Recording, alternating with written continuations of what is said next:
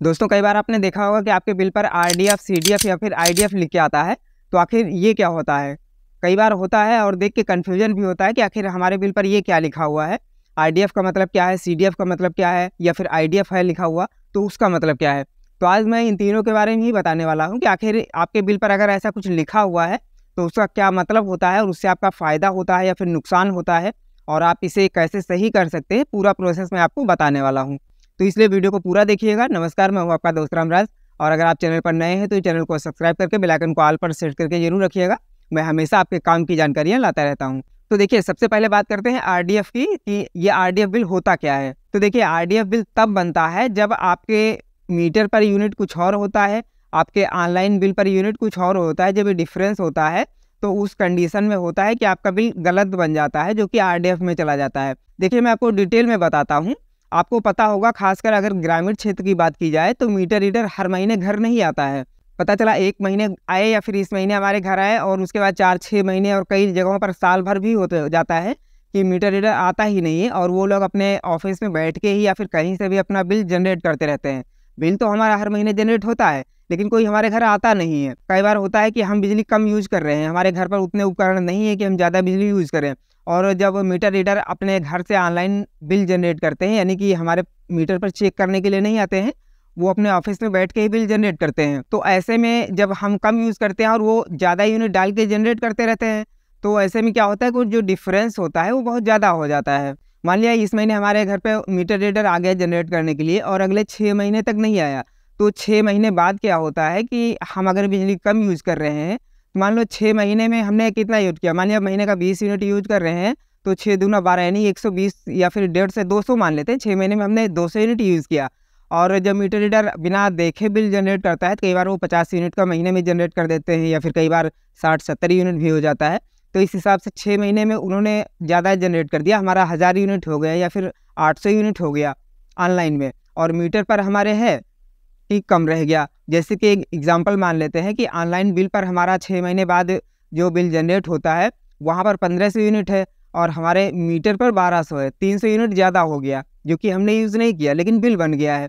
और 6 महीने बाद जब मीटर रीडर हमारे घर बिल जनरेट करने के लिए आया तो हमारा मीटर तो 1200 तक ही चला हुआ था। उसने जब बिल जनरेट किया तो वहाँ पर 1200 यूनिट डाल दिया, जबकि पहले से ही 1500 यूनिट का हमारा बिल बना हुआ है। तो ऐसे में फिर हमारा बिल आरडीएफ बन जाता है, क्योंकि हमारी रीडिंग जो हुई वो माइनस में हो गई। तो ऐसे में फिर प्रॉब्लम हो गई, हमारा बिल गलत हो जाएगा और वो आरडीएफ कैटेगरी में चला जाता है, यानी रीडिंग डिफेक्टिव।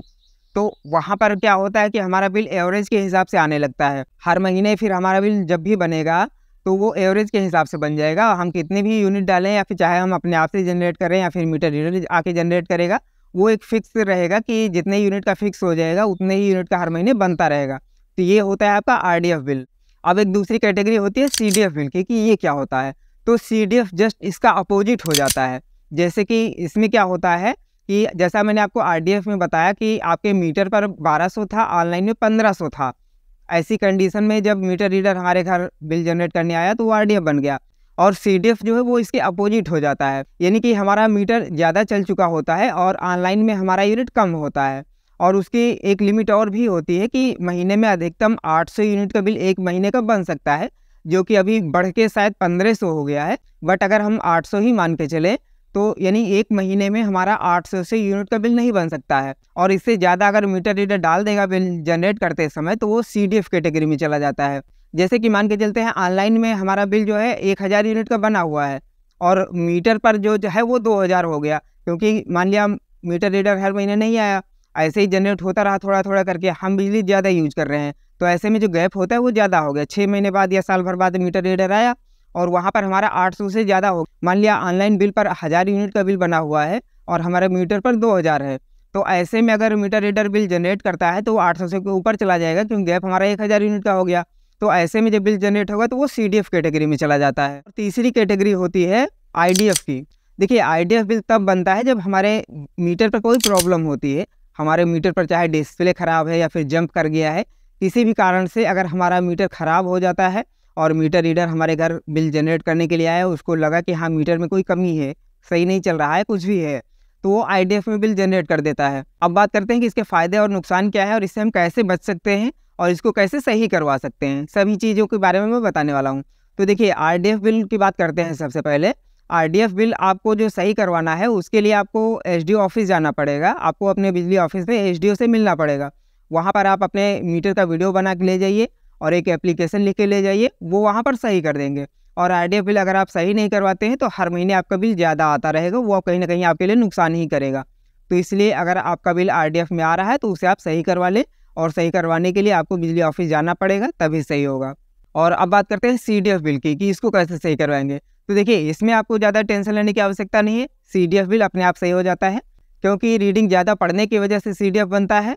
तो वो अगले महीने जब आपका बिल जनरेट होगा तो सही हो जाएगा, क्योंकि यूनिट एक ही महीने ज़्यादा हुआ। मान लिया जैसे 1000 यूनिट का था आपका, 800 का बन गया, 200 बचा, तो 200 अगले महीने बिल जनरेट हो जाएगा, तो वो फिर नॉर्मल हो जाएगा, उसमें कोई प्रॉब्लम नहीं है, वो अपने आप सही हो जाता है।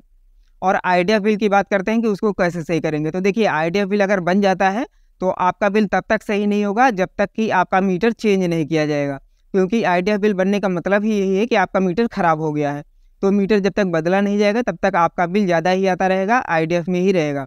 तो हालांकि आईडीएफ बनने के बाद में चांस होता है कि वो लोग खुद ही आपका नया मीटर लगा देते हैं, बट इनकेस अगर नहीं लगता है तो आपको खुद बिजली ऑफिस जाना है, एप्लीकेशन दे देनी है, या फिर ऑनलाइन भी अप्लाई कर सकते हैं। तो आपका नया मीटर लग जाएगा, उसके बाद में फिर आपका बिल सही कर दिया जाएगा। तो इस प्रकार से मैंने आपको आरडीएफ, आईडीएफ और सीडीएफ के बारे में पूरी जानकारी दे दी है। उम्मीद करते हैं कि ये जानकारी आपको पसंद आई होगी और आपको इसके विषय में पूरी जानकारी हो गई होगी कि किस प्रकार से ये बिल बनते हैं और उसको कैसे आप सही करवा सकते हैं। जानकारी पसंद आई हो तो वीडियो को लाइक ज़रूर करिएगा और अधिक से अधिक शेयर भी करिएगा, ताकि सबको ये जानकारी मिल पाए। चलिए मिलते हैं एक नई जानकारी के साथ में, तब तक के लिए जय हिंद।